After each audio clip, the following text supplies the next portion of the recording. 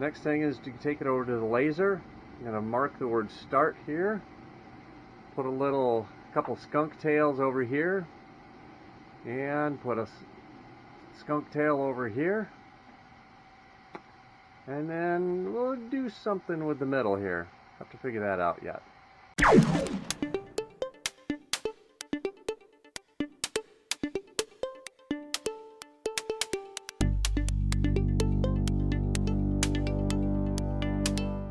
Apparently I didn't hit the record button, but now we have the single skunk tail up here as well.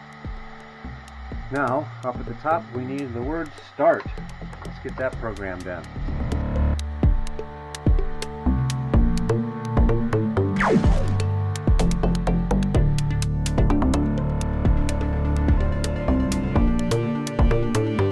Alright, now I'm going to try to do an image etch here. Okay, I'm going to keep it at 2,000 millimeters per second. I'm going to 60% power.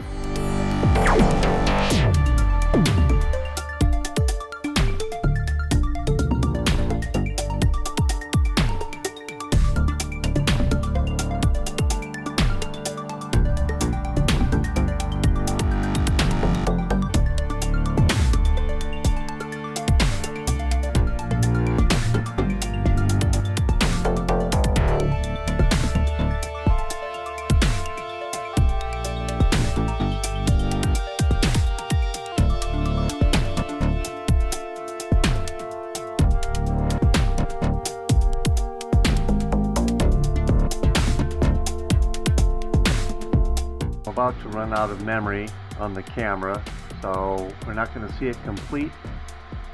It is turning out nicely. It's a good job. I'll go ahead and give the thumbs up. Another thumbs up. There we go. See? So down here I've got my double skunk. It's two little skunk tails.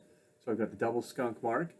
And then over on this side, I've got the single skunk mark at my 30 holes left. And then up at the top, not only the start, but it's the end as well. I do have a hole right in the middle. There we go. You can see that right in the middle. So that's the victory spot. So once you're coming around, and you're the winner, and then whoever gets to the middle is the winner. And it's 3 tracks.